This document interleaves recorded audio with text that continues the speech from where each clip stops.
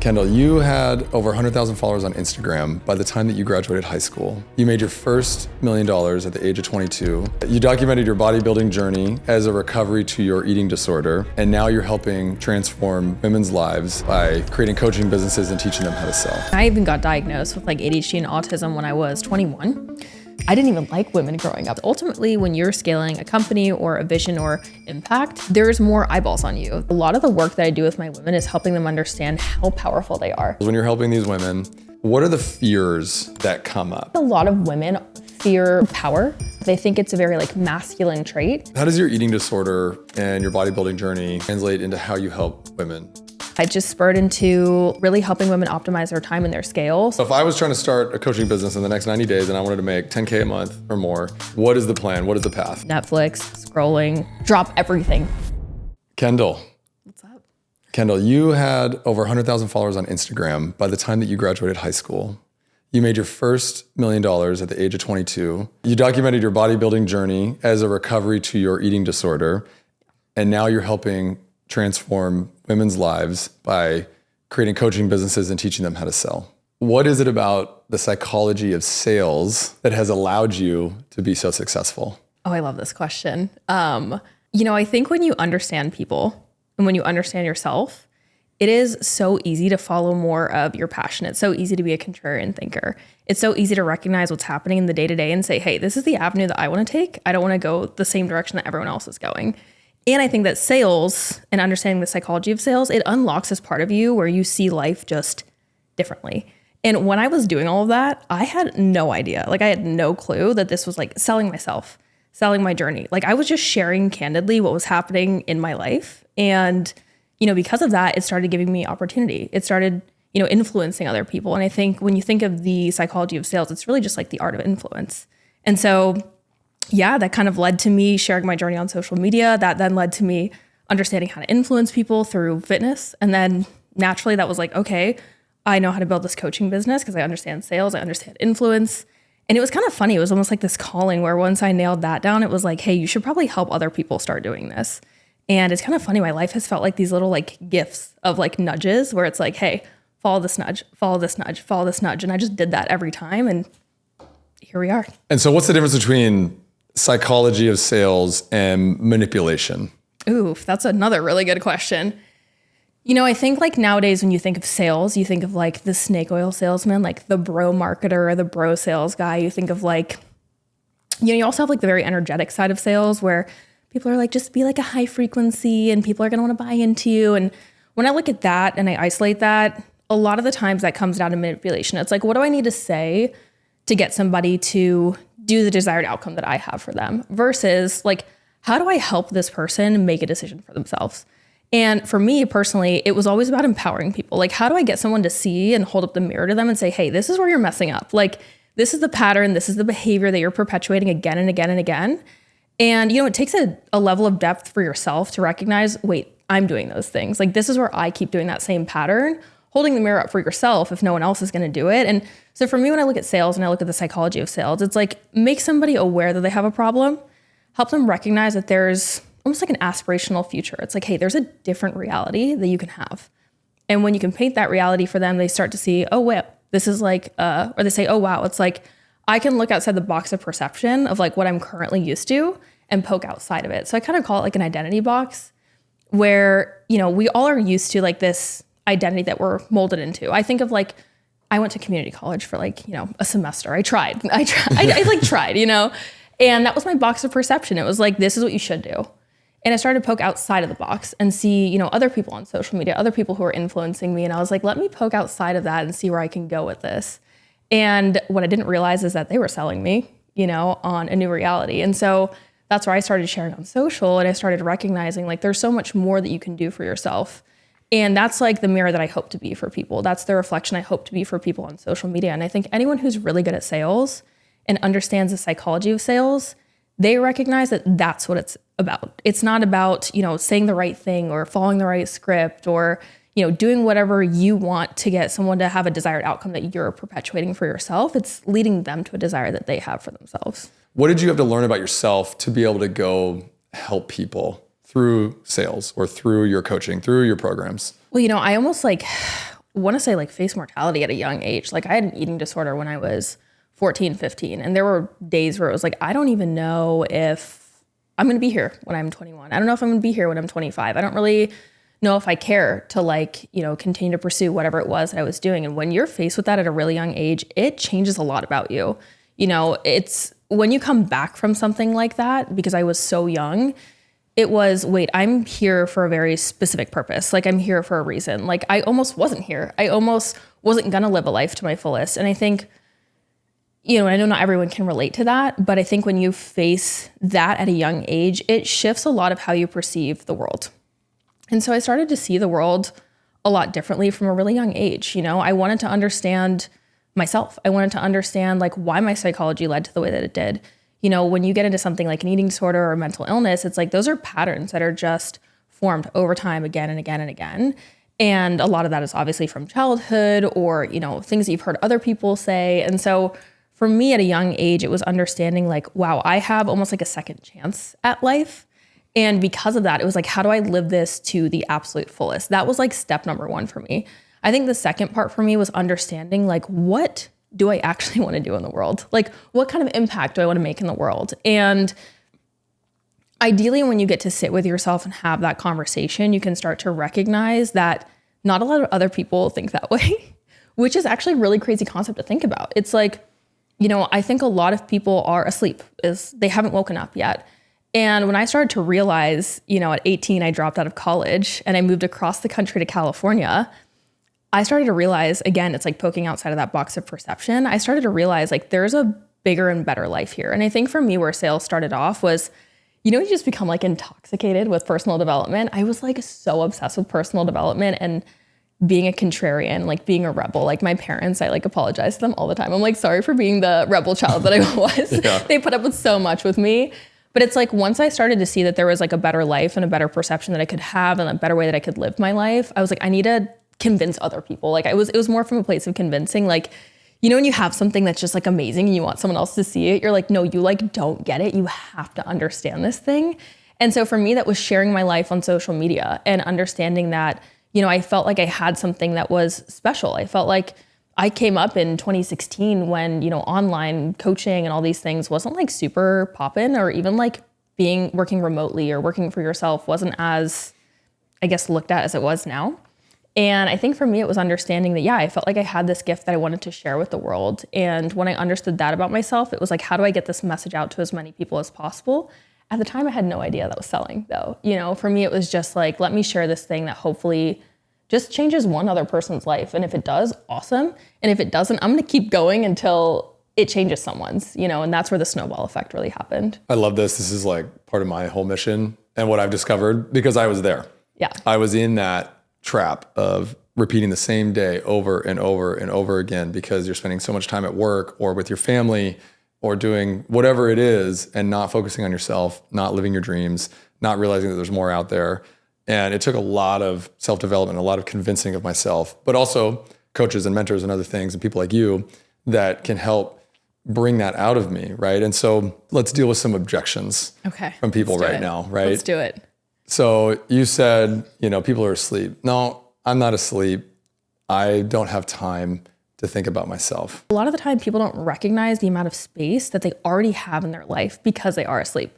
So it's the first thing is asking someone, hey, like, how much time do you actually think this is going to take? Well, you know, I've got kids, I've got this, I've got that. No, how much time do you actually think that you have to pour into yourself a week? Because most people aren't even doing 20 minutes. They're not even doing an hour. Mm-hmm. And so it's getting clarity on what is their perception of what that time actually looks like. And I think that's when I think of psychology of sales, a lot of people think of, oh, well, let me just start telling this person how they can make time. And they start explaining and over-promising. And it's like, hold on, let's get an understanding of where this person is at in their brain. And so that's the first step, is get clarity on how much time do they think it's going to take. When they tell you, oh, it's probably like, I don't know, 12 to, they're talking like a full-time job. They think it's like, I got to drop everything to focus on myself. It's like, what if I told you it took 1 hour of your week to just integrate something different? Is there something you're doing for an hour right now that you know is probably not that conducive to your personal development? Netflix, scrolling, and staring at the wall for some people, you know? Going out for a drink. Totally. It's like, what if you could commit to 1 hour? And then it's looking at, well, okay, let's look at what that 1 hour actually gets you. if you commit to that 1 hour and you feel like X, Y, and Z, you start to make more sales, you start to have better time with your kids, you're a more present parent, you're X, Y, and Z, whatever it might be that their desired outcome is, you start to paint that picture for them, they start to recognize, wait, maybe there is a different reality that I can live in.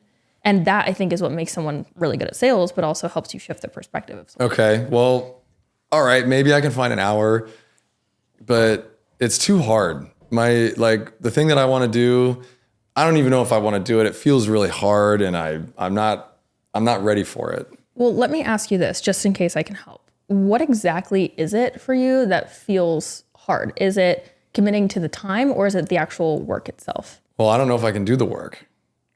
I don't know if I can actually do the thing that I want to do. I don't know if I can become a podcaster. I don't know if I can become a fitness coach. I don't know if I can change my body. Let me ask you this. What's something in the last maybe 6 months that was kind of hard for you that you were able to overcome? I quit vaping. So that's huge. Okay, and so let me ask you this. When you were going to quit vaping, that was probably really difficult for you, right? Mm-hmm. So what if we took that same muscle and we applied it to doing the work here? Yeah, but that was just something small, right? I'm talking about wanting to get out in the world, and I've seen all these other people do it, but I've got my job and my kids need my time. I just don't know if I can do it. Okay, I'm going to pause. This is so good because I want to explain this. Yeah. I love when people give this objection because let's say we're on a sales call right now. When someone gives this objection, this is where I just step into the bro, what's up? This is where you have the mirror moment, people. You can continue to unpack this. You probably have ammunition from earlier in a sales call or a conversation where someone's expressed to you, yeah, I want to do this. The question I always ask somebody before I ever pitch anything or, drop a price, do anything like that is, why is now the best time for you to do this? Because when someone says, oh, well, now's the best time because of X, Y, and Z, if they give you this kind of objection, you're just going to circle right back around to what they said. Well, hey, earlier in the call, we had a conversation around why now is the best time for you to do this because you're struggling to do this. You're struggling to do this. Then you bring that back around. It's so what's changed from the time we had that conversation to right now? Because right now, fear is just probably setting in for this person where they're I don't know if I could do this. They know there's an investment. They know there's time. They're just looping on a pattern. And so this is typically where I'll just do the, why are we here conversation. And this wakes people up, especially on sales calls, in content, conversation. It's look, you got on this call for a very specific reason because you wanted to create a change. And right now what I'm hearing is you are defending your excuses. You're not defending your dream. The dream for you was X, Y, and Z, whatever you told me earlier in the conversation. This is where we're currently at. So can we both agree that this decision that you need to make is the first step in you actually creating a change? They usually say yes. And then that's where you, after that mirror moment, it's either they're in or they're out. And I think that's important for us to recognize as people who are influencing, selling is you can lead a horse to water. And when you hold the mirror up, once you hold the mirror up, it's either they're in, they're out, or they think about it for a little bit and they're crap, I really need to jump on that thing. And so how have you used content to pre-sell? How do you use content to pre-sell to people? And why is it important to create content around who you are and what you're creating? Yeah, I love content. This is one of my favorite things to talk about, but I would say that content is a gateway to pre-objection handling because you can handle any objection beforehand. You can dictate who you want to call in based off of your messaging. You can also look at who you want to repel. And so I think the step number one to this is looking at the overarching brand. What do you stand for? What are you about? What are you not about? That's step number one. I think a lot of people just forget about this, whatever industry you're in. Your brand will either really attract the right kind of person or it will repel the people that you don't want to work with. And so I think of even my brand, for example, I work with all women, it's very luxury. It's very elegant. If you're looking for the bro who's going to be down your throat and yelling at you, I'm probably not the coach for you, but if you're a woman who's really grounded, you want to do the identity work, you also want to get good at sales, you want more of the luxury feel, then yeah, I'm probably more of the coach for you. I'm going to hold up the mirror, be pretty straight up. And so all of those things, when you can get clear on that, you can start to articulate that through the content itself. And so with pre-objection handling and content, here's a quick exercise for anybody. If you get common objections, here's my biggest recommendation. You write down the common objections you get and you look at maybe the current portfolio or client that you work with, whoever it might be, and you actually ask the client, hey, can you give me a little testimonial about where you're at and where you're at now? I had this one client who, she's a mom and she literally had no money to make an investment. And then her car broke down And she texted me back a few days later, was like, forget it. Like, I just need to make this work. I can't even pay to get my car fixed. And like, I never want my son to like see this ever happen in the family again. Jumped in, and then a couple months later was making, 5 figures in her business. And it's like, if I get a testimonial from her, I put that on my socials and I show people like, hey, there are people that are in the same position as you that joined my program, that are now here, or that did X, Y, and Z, that are now using my work. More people are going to be inclined because they see themselves inside of your clients. They see themselves inside of the offer. And so the content is a good opportunity to make people feel seen. And that's what I always tell anybody is like, have your content make people feel seen. A lot of people are producing content that's educational and super high value, which is awesome. But someone who's struggling that doesn't recognize they're struggling, it's just going over their head. I tell people all the time, they're like, I'll give a fitness example. It's the easiest one for me. But it's like people telling someone like, hey, eat more protein. Here's how to get more protein. That person doesn't care about protein. They don't know why protein is important. They're probably not looking at you as like the next mentor or coach. But it's like, if you create a piece of content that's like, hey, I know last night you probably came home, you had meal prep in the fridge, but you went to the cupboard and you opened the chip bag and then you looked at the bottom of the chip bag and you're like, how did I just finish that whole thing? That person is like, wow, you are literally speaking to my soul. You understand me. Like, this is the person I have to work with. And so, yeah, maybe you're not pre-objection handling, but you're getting them at least bought into the fact that they need to create change. And that moves them further along in their own process to believe that they can do something bigger for themselves. You help women mainly, like 99%. Primarily, yeah. Primarily, right? A lot of the guests that I've had on have been women, and actually a lot of the top episodes that I've had have been women, right? Cool. And I don't know what it is about these episodes or the conversations that I have with them, but when I think about a lot of the stuff that I talk about worthiness and taking action and focusing on yourself and doing things for yourself so that you can better serve the world, I think a lot about women and how they show up for their families, how they might not have a job, or they are trying to make ends meet, they're keeping their families together, or they might not feel the confidence to go out and do things on their own. What's the biggest barrier that women face to taking care of themselves? Oh, that is a really good question. I think that women in their nature are very just nurturing. They're very intuitive, they're very nurturing. And because of that, and the natural caretaker in a lot of women, they want to take care of everyone around them sometimes to the point where they're okay with putting themselves on the back burner. And I think with that, when they put themselves on the back burner, but they start to see other people win, there's a lot of joy. I'm sure you get this all the time, but it's like, there's a lot of joy in seeing someone else win and achieve whatever it is that they want to. And it's even for me, like I look at my team, I'm like, every time my team members like do something cool or my clients do something cool, it's like, cool, I want to keep seeing them shine. And so, a lot of other entrepreneurs and females, I think that way, to where, yeah, they're willing to put themselves on the back burner to see other people win until they realize that they've dug themselves too deep in a hole, and getting out of that hole can be difficult. I think once people can find themselves into that box, it's thinking of, how do I get out of this thing? How do I actually build something that creates space for me to like nurture more people and build something bigger and expand my vision? Because ideally you need the space to expand the vision. And so I think it's just the nurturing nature that women have. And what are some of the specific frameworks that you use to help women?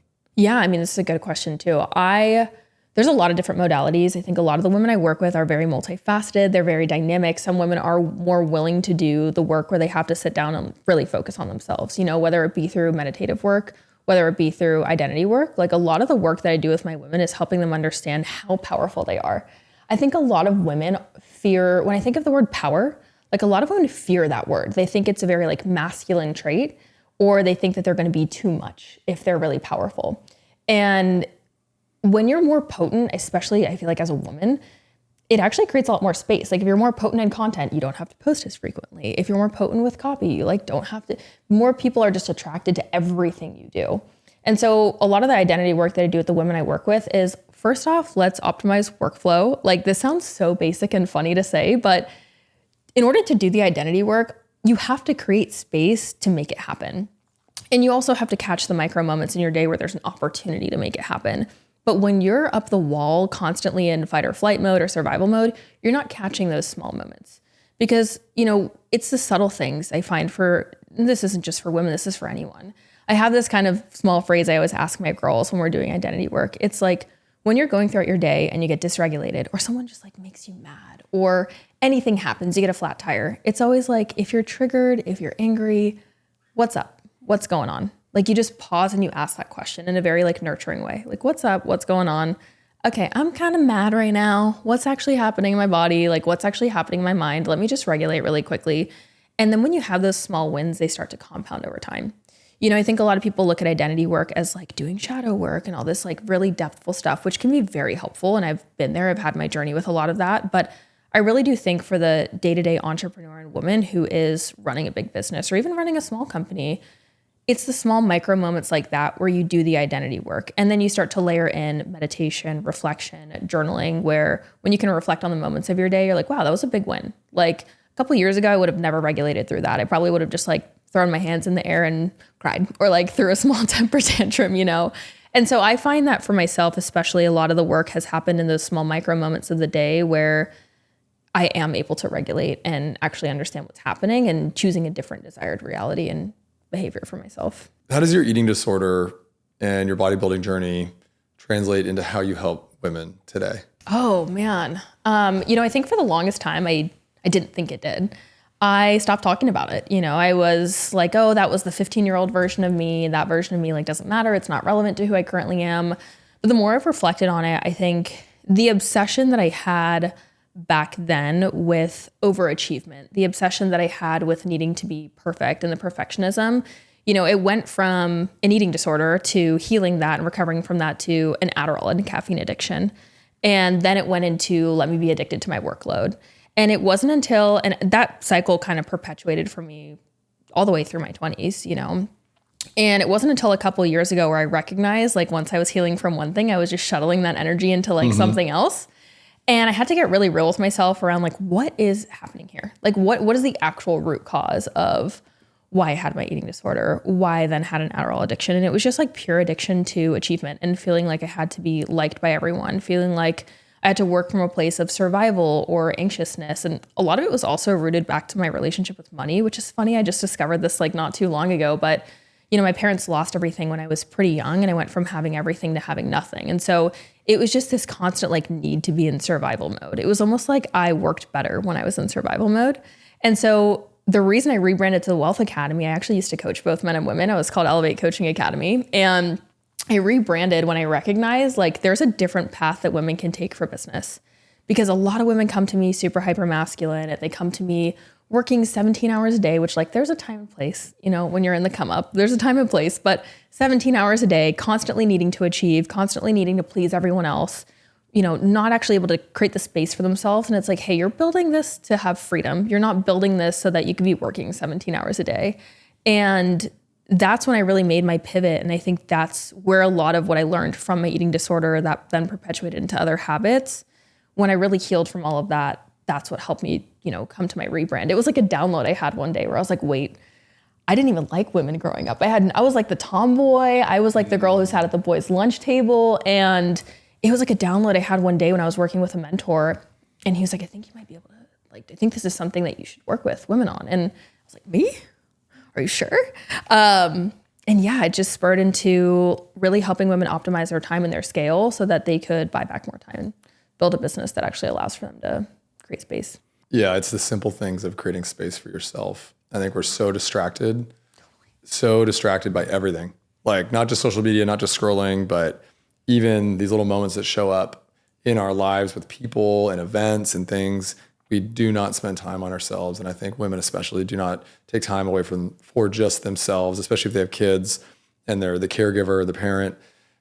Spending time with yourself in quiet, in silence, in solitude is where your desires will come up. It's where your true passions will come up. It's where your emotions will come up. You'll be faced and confronted with what you truly want in life. This is what I believe. This is what I've noticed for myself. This is why I'm speaking on it. But the distractions keep us in like constant ADD mode. And so how did you unwind all of your anxiety, ADHD, achievement, and that whole journey? How did you unwind yourself from those traps of ADHD and achievement? Totally. And I even got diagnosed with like ADHD and autism when I was 21. So I thought that that was so interesting, like going my whole life not having recognized it. And I say this because I think that this is a pattern I'm seeing happen a lot too, is like once I got my diagnosis, it was my entire personality. It was like, oh, I do this because I have ADHD, or I do this because of like X, Y, and Z. And I started excusing myself for like interrupting people or not being still or being super anxious. And I started to notice the behaviors I was perpetuating were like 10 times worse because I was identifying with them. And I had this mentor, same mentor that I was talking about earlier. He said to me, no. ADHD is just attention dialed into a higher dimension. Like you have this beautiful capability to get lost in your work and like find these cool things out over time. And so he was like, use it to your advantage versus using it to a disadvantage, or like claiming that it's something that, you know, makes you less than. And not that everyone has ADHD, but like, I think if you tested half the population nowadays, like a lot of people would test out for it.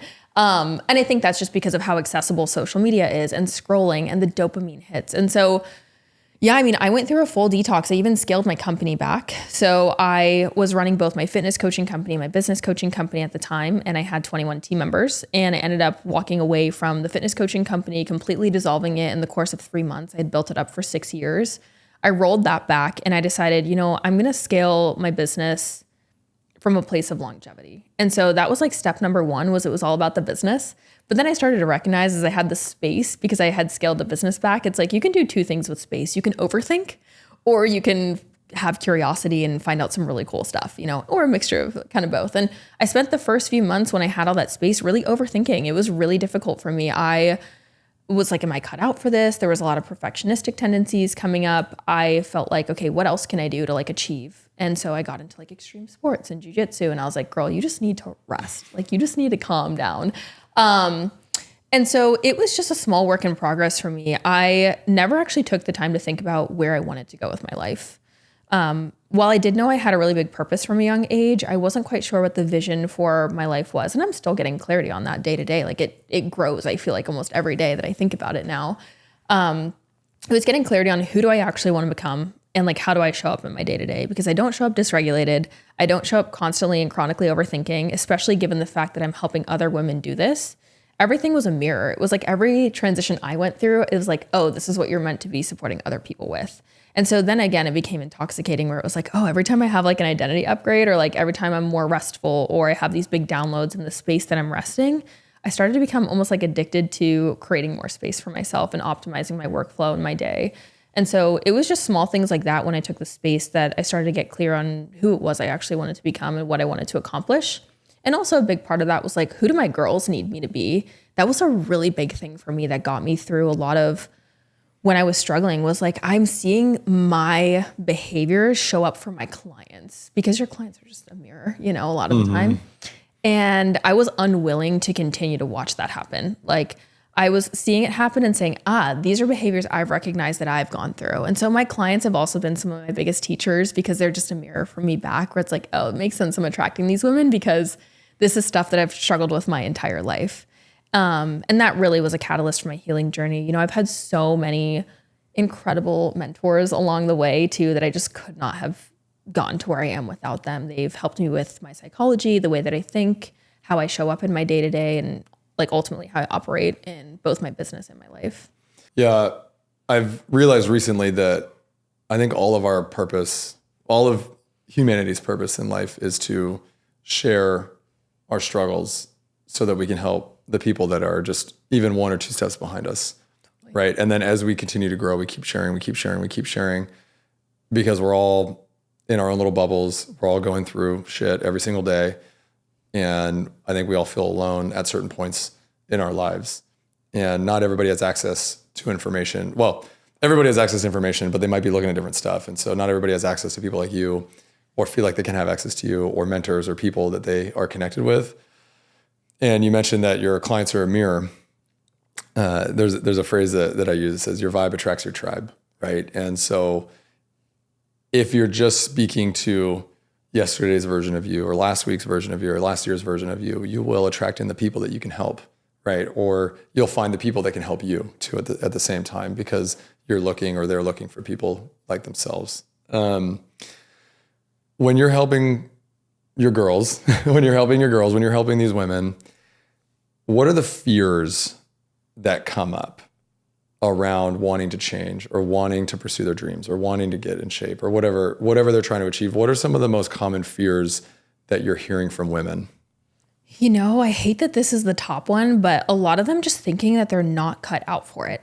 I would say that's the first one. I think the second one, and kind of is a part of that, is, am I the person who can hold all the responsibility? Like, a lot of my clients work in the wellness space, the fitness space, the business coaching space, marketing space, and they have really big impact that they're making. They're coming across, you know, hundreds of people a day, and they have pretty decent sized audiences. And so sometimes they look at that as pressure, where it's like, hey, am I actually cut out for this? Like, am I worthy enough? You know, can I continue to increase my capacity to hold all of this responsibility? Because ultimately, when you're scaling a company or a vision or impact, there's more eyeballs on you. There's more stuff that you have to hold. And, you know, you don't really go to school for this stuff. Like, I don't really know about you, but like in college, I didn't really learn a lot about like, or at least my attempt at college, I didn't learn a lot about like increasing my responsibility or capacity to have responsibility, or, you know, staying emotionally regulated when my client was spiraling, or any of these things. And so I think the first thing that really comes up for them is just a worthiness wound of, am I cut out for this? And can I hold all of this pressure? What do you say to the women that say, I'm not worthy to receive this? Yeah, I think, and this is one of the greatest blessings I've recognized recently, sometimes people just need to be reminded of how powerful they are. Like, I used to think I had to ask all these big questions and lead them to their own conclusion. It's like, how often do you get somebody who just breathes life into other people? And I think that's what true mentorship is. It's being able to show somebody, hey, like, this is who you actually are. And I'll tell them the truth. It's like, do you really think that about yourself? Like, if we peel back all the layers of what your parents said, of what bullies said to you, if we peel back all of that and we look at your true nature and purpose and who you are, do you actually believe that? And 99% of the time it's like, no. And it's like, cool.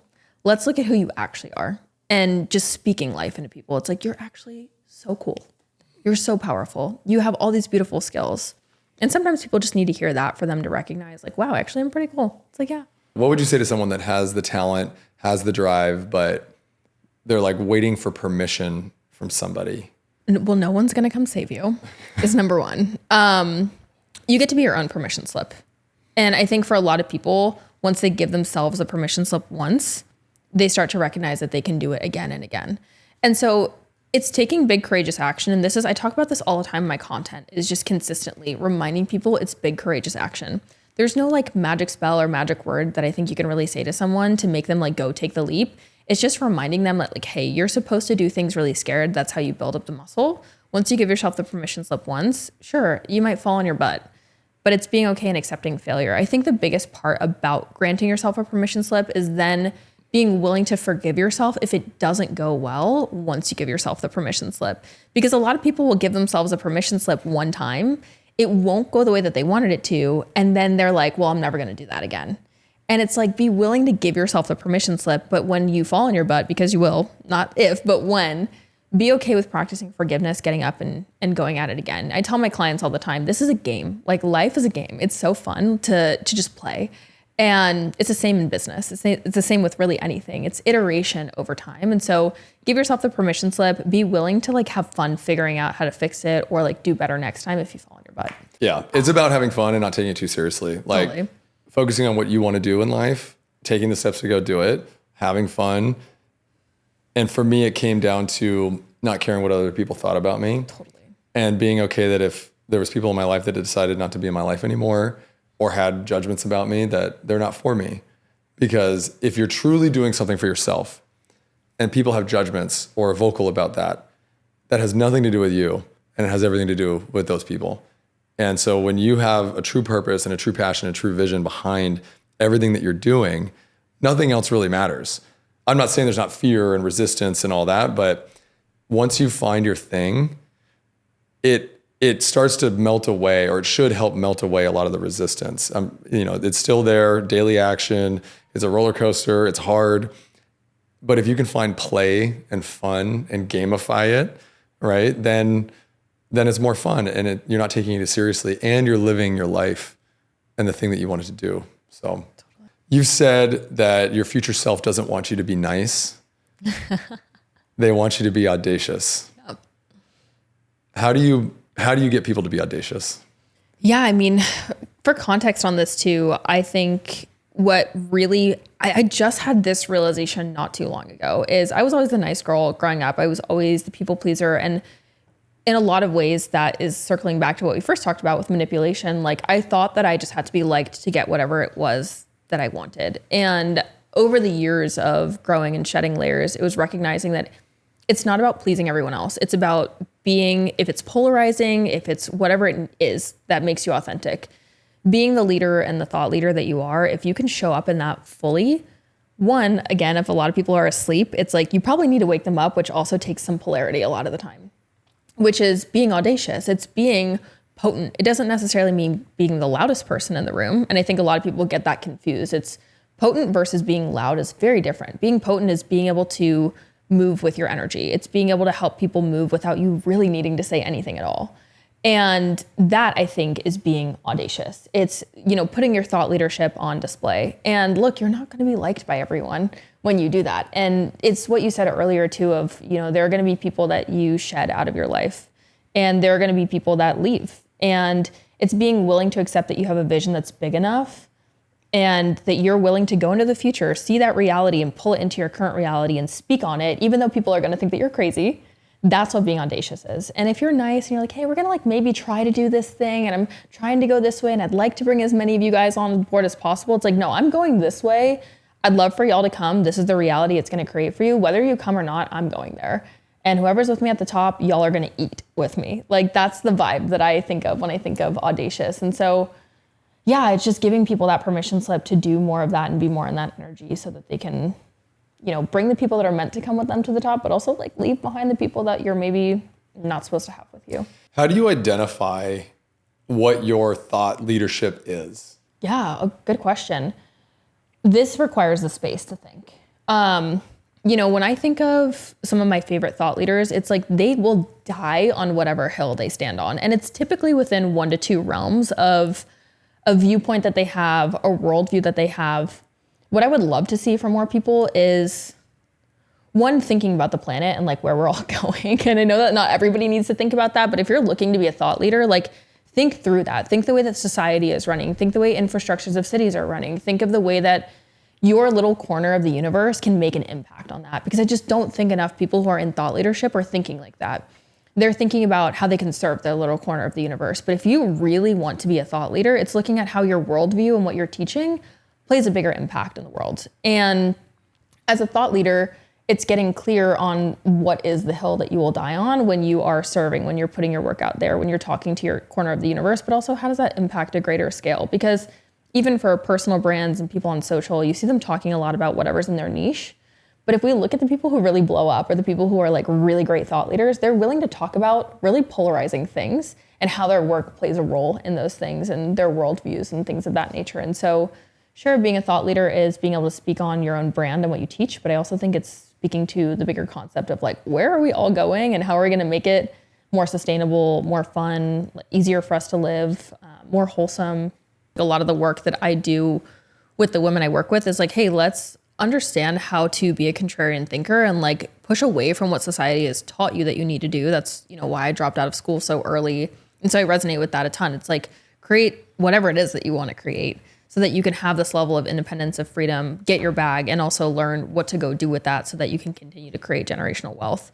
And you don't have to be bought into the system. You don't have to, enter the matrix to do what you thought you wanted to do with your life. You can create that. Why are contrarian thinkers rewarded? Well, at first we're not. I think that's important to recognize is at first we're not, but I think that they see the system. They see the way that we are, and this is just my personal belief, but the way that we're taught growing up of hey, go get the job, go to school, go get the job, do the thing that everyone else is doing, have kids by 25. I think we're starting to shift that narrative in the States nowadays, which is awesome.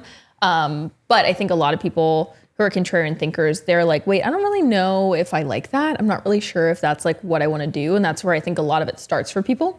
There are plenty of people who do the thing, go into corporate, get out of corporate, and then have the realization that maybe I don't want to be doing this.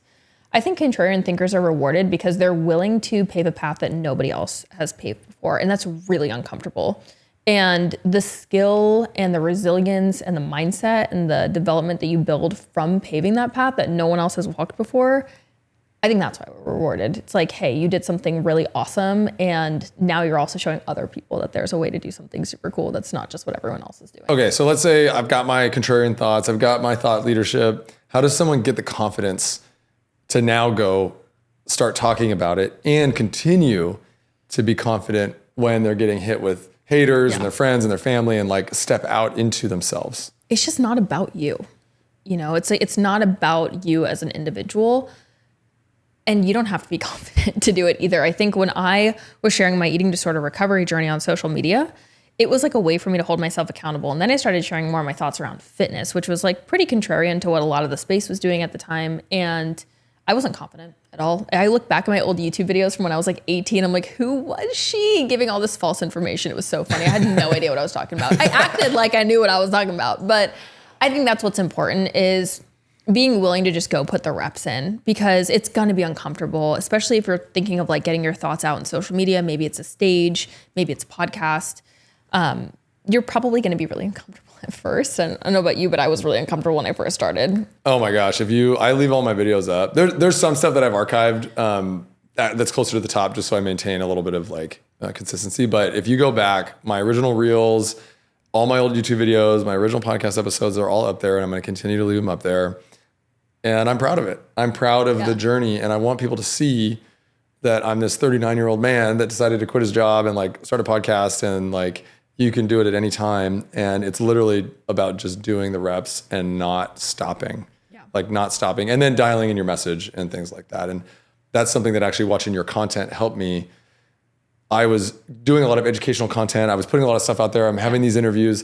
And then when I finally decided to launch a community and help people specifically, I was like, okay, now I know exactly how I can dial in my message more and the exact type of content and how I'm going to structure the podcast. Like, it's been good, and now it's going to start to be great and even better and better and better. And it's because I had a focus and a purpose and like an actual product that I can sell people. Totally. And you know, when I say sell people, help people with. And it's all iteration too, at the end of the day. Like, I've built so much of my confidence, and my confidence has wavered over the years. Like, I've made pivots from like fitness to business. And then when I was in business, like, hey, I'm shedding an identity layer. Like, I'm not willing to show up the way that I used to anymore. And like, you won't take everyone with you when you go through that journey as a creator or just someone who has a personal brand or a thought leader, which is important. And I know you mentioned the hate comments too of, you know, what do you do when someone isn't nice on the internet or doesn't agree with you? It's like, great, this is an awesome opportunity for you to take a position and like double down on your position. You know, there are so many people who have come to me where I've taken a position on something and they disagree with me. And I'm like, I'm super grateful for your insight. And also I'm going to double down on why I believe in this. And it's because I have a vision. It's because this is what I'm going to stand for. And this is the direction that I'm going in. And again, like, you can either come with me or you won't come with me. And so get clear on the positions you want to take too, because there will be people who come for you on the internet. There will be people who disagree with you. But I think when you're clear on the vision and, you know, what you actually stand for, that'll help. And honestly, I got more clear on what I stood for, the more hate that I got, or the more that people were going against what I was saying. I was like, oh, that's actually a really good point. What's my position on that point? You know, Chat GPT and me, besties for the night, talking, you know, going back and forth, like understanding why maybe that person thinks that way and why do I think differently? And we have so many cool resources now where we can unpack how we think even more. Okay, what do you say to people who are like, well, okay, Kendall, that's great for you. You're this blonde, beautiful, fit, like you're so confident. Like, what do you say to people that see who you are today and are like, I can't do that? I mean, look, like, I will always validate my privilege. Like, that is step number one. Like, when someone comes to me and they're like, cool, like, blonde little white girl, get it all the time, happens to me. Like, I will acknowledge it fully. Like, I grew up in a pretty well done middle-class family. Like, I had more resources and tools, but it's like, what did you want me to do? Not use those tools to have a greater good? Like, at least I'm using the tools that I was given to go support other people. You know, I could sit in that and like not pursue something, but I also just want to still show people like there is a better way to do life. And, you know, I've also had the privilege of being able to work with women who maybe aren't as privileged in the position and say, hey, look, like, with these tools, it's actually really accessible for a lot of people, you know, and I try not to skim over that because I think that anyone can really be destined for success. I've seen some of my clients who have come from some of the hardest situations in their life where they have every single odd against them, from demographic to where they grew up to dealing with abuse or whatever it might be. And like single moms, that were really young when they had kids come up and make almost $1 million a year. It's like, that's insane, And so, yeah, I always acknowledge it. Like, yes, I'm very privileged. And also like, I'm going to continue to give my tools to as many people as I can, even more so people who maybe aren't in a similar position that I'm in. Okay. So let's do the math a little bit. Because you mentioned helping people make almost $1 million a year. I quit my corporate job making 150 grand a year. And then I started consulting and I was making about 300. And I was like, okay, cool. I'm basically doing the same job, but at a higher rate. I'm still trading time for money. Yeah. And so, okay, I go from 150 to charge 175 an hour, like over time, right? Even as a consultant. But I saw that I was like, there's a cap here. I'm still trading time for money. So help me understand the math on why people should try to go get that internet money. Here's the thing with being online. Like, one, you have access to unlimited amounts of people. And as much as people don't want to believe that and blame the algorithm and do whatever they want with that, the truth is that we have access. And why I love the online space, I'm so obsessed with the online space. Like, now you have digital product creators, you have community creators, you have people like me who do high ticket coaching. Whatever pocket you want to find yourself in, you can find yourself in. And however much time you want to dedicate, you can. Like, I chose probably one of the harder routes that is a little bit more of my time. I love coaching. Like, for the next 3 years, I will probably still stay in the coaching seat. People ask me all the time, when are you going to scale out? When are you going to stop doing coaching calls? Like, not yet. Like, I love being in it with my clients. But the cool thing about it is, I have almost 300 clients collectively. And no, I don't have a touch point with every single one of them as much as I wish that I did. But that's because I chose to scale, and there's so many different ways to scale. Like, I implemented a really cool system and structure that's really easy to teach to other coaches that have been through my community, been through my programs. And so we can help more people. You look at digital product creators and community creators. Well, you can stack a community that's maybe $29 to $45, maybe $197 a month with tens of thousands of people. That gives them information that allows for them to then go change their life. And so no matter what your passion is or what you teach, whether it's like real estate, whether it's, I had my mentor that helped me, super cool. He ended up doing like wellness for real estate agents. And so he would like teach people who specifically were in real estate how to make sure they optimize their energy. And it's like he made a digital product from that and like went and sold it and made it like millions of dollars doing this. It was the coolest thing ever.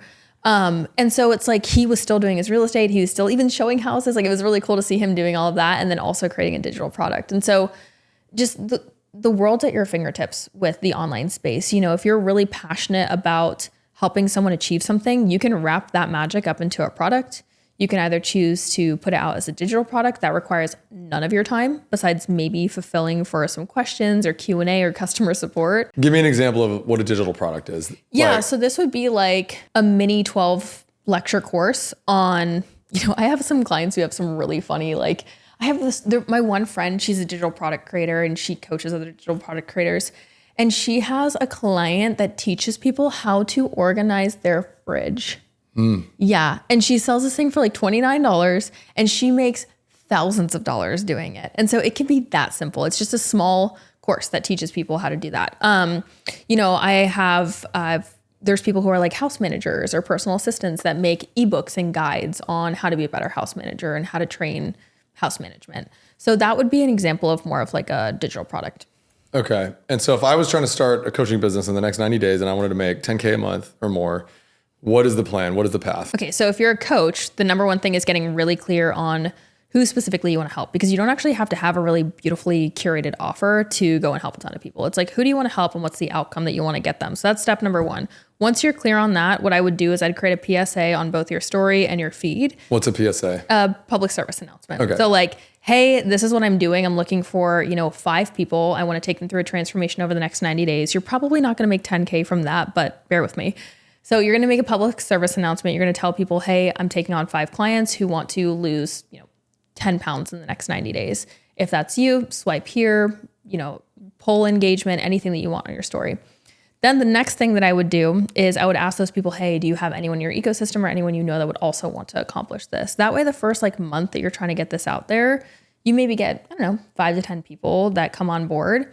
Next, you just need some kind of delivery system. Is that weekly check-ins? Is that going to be a coaching call once a month with this person? My recommendation is probably not calls. I would go the route of doing some kind of check-in with someone.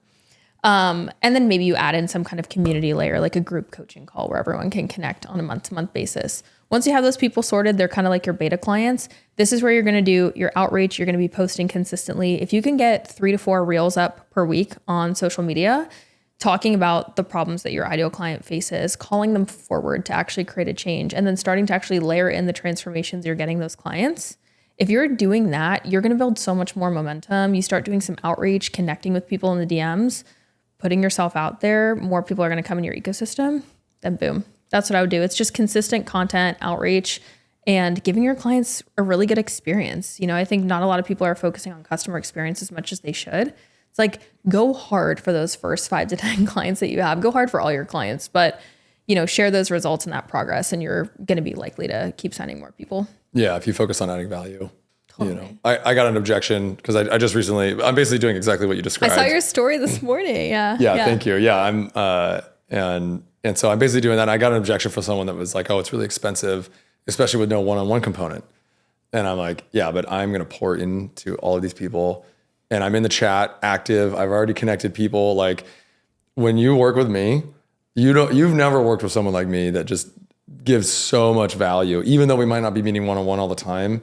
Like, the group calls and the chat and the connections and the guest speakers are like, you're going to be blown away by the amount of value you get out of my program. And that was some advice that I got, especially in pricing, was value pricing in the beginning, like pour into your original people. Like, and I'm going to do that for everybody though, too. That's the thing. It was like, this is not just for the first 20, it's for everybody that's going to join in perpetuity. So yeah, it's also just getting clarity on like why people feel they need one-to-one. You know, I've had one of my best mentorships I ever went through. I didn't even get to talk to the founder.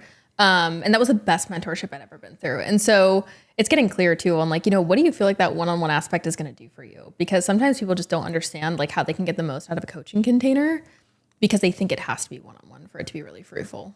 And so tell me about sell by chat or Instagram DMs and yeah, okay. and like there's people that are listening that are like, they might not even know what we're talking about, or they use setters and calls and a third party, you know, commission-based sales agent. And so like, what is like, how do you connect with your clients?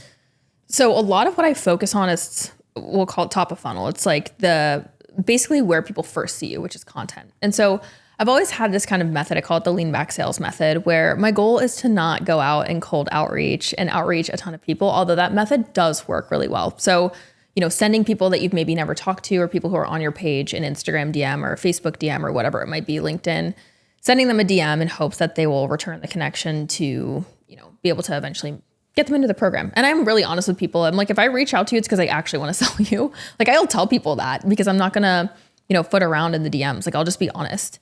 But with sell by chat, you know, there are a lot of people who are doing you send DMs and then you send the loom and then you try to pitch somebody. The way that my company works and how we've always done it is we focus on top of funnel content. How do we attract the right people? I use a mechanism where I'll set up automations where I just want to give people value. I want to expose you to my work. If you like my work, awesome. My work is not for everybody. And so I'll expose them to my work. If they really love it, if they find value in it, we're always going to follow up and see, you know, did you like that free resource?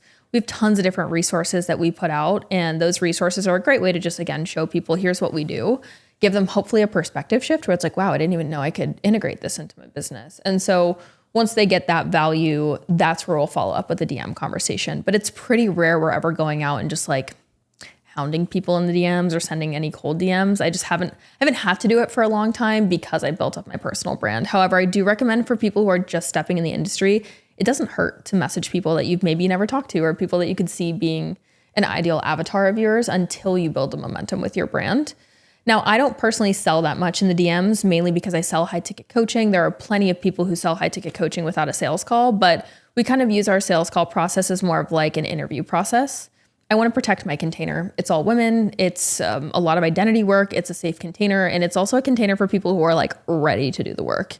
It's not for someone who comes in and is like, hey, just give me the plan. And like, that's it. It's like, no, you have to like become an entrepreneur through this process and like dip into problem solving and understand how to create solutions. And so that's not for everyone. And so what are some of the questions you ask to protect your container? Yeah, I mean, really what it comes down to is understanding like, does this person actually have an offer and a goal? Because the coaching space, love it. I think a lot of people trash the coaching industry, and that's fine. There's a lot of reasons that, you know, people probably have a right foot to stand on for that. But I do think the coaching industry is a really beautiful opportunity. However, there are people who get into the coaching industry that is just not for them. And we want to make sure that when people are coming in, it is for them. And so we'll ask them, really specific questions like, what impact do you actually want to create? What is the vision? Is this just about making money for you, or is this about making impact? Why is now the best time for you to jump in on this? This is what I was mentioning earlier. It's like, why is now the best time for you to actually do something like this? What's the weight of this decision for you? And then the last question, we always ask this one, is what do you feel like you can contribute towards the community? Because one of our core pillars is always help your sister. It's one of our core principles that we follow. It's like, in order for you to really learn the material that we give, we want you to be able to learn it so well that you could teach someone else. And that's one of our core principles. And so if we get someone on the call who's like, I'm just not a community person, or like, I just don't like get involved in the group chats, it's like, then we're probably not the coaching container for you. This is not some rah-rah, like, girly fest where we're just like in our pajamas and like on Zoom calls. That's not the vibe, but it is, hey, I'm learning tangible things about scaling a coaching company and about myself. I need to be able to reiterate those things to someone else and also teach people who are new, because like any container or like any lesson that you learn or skill that you pick up, when you first learn it, it's confusing sometimes. It's just like, what am I doing here? But that if you can help someone else who's in that position that you were once in, it's a really good feeling. And so that's a big part of what we do inside of our container too. So what's your purpose behind all of this? Like, what is your vision and your dream behind what you're doing? Yeah, just recently, I feel like I had such a massive breakthrough with where I really want to go with my vision. It was always like, I just see myself scaling this coaching container. And I always just saw myself helping women understand how to create wealth. What I didn't really think through is what they're going to do with that wealth, or what I'm going to do with my own wealth. And so a big part of my path and my journey moving into this next season of life is really understanding, like, at scale, what can I do and what can I create with the wealth that I have? Like, I'm starting to think bigger on the scale of like, philanthropy, like looking at politics, like understanding like what's happening in school districts, which is so crazy because I never thought I'd be thinking of these things at 27. I'm like, this is insane to start like opening my perception of what's possible when you have money and what's possible when you do have wealth and when you understand that. And so really a big part of what I'm doing inside of the Wealth Academy and what I really want to move into in this next season is helping the women inside of my program understand, you made your bag in coaching, but what are we doing with it after the fact? And how are we investing that to have you, one, have a walkaway number where you eventually can create some space for yourself and go do other things in your community that you want to, or with your family. For some women, it's as simple as like, I want to be a mom, and then for other women, it's like, yeah, I really want to be on stages and like change the way that, schools and communities are running different programs and services. And so that's really where I want to head, moving forward. And I'd also love to just like buy a few companies and start working on some other projects. But right now it's my clients are top priority. We were talking about this before we started. My community, Escape Velocity, is like, real estate is really just a Trojan horse for transforming your life and giving you the platform to go do what you truly want to do in life, right? But we need the options, we need the platform, we need the money. Like, having money is a tool to be able to go live the life that you want. And once you realize that the money is not the goal, that you are the goal, and you helping others and sending the elevator back down and the ladder back down is really the goal. And so I love that you're going to be thinking about nonprofit and politics, and you'll be the mayor of Austin at some point, right? And so, Kendall, where can people get a hold of you, get in touch with you if they want to? It's Wealth Academy, right? Yes. Yeah, Wealth Academy. If they want to be a coach and make some money and transform their life, where can they get a hold of you? Yeah, so my main platform is Instagram, but you can also find me on YouTube. Just my full name, Kendall Strample. Awesome. Well, I appreciate you being here. And as always, everybody, I appreciate you. I love you. Peace.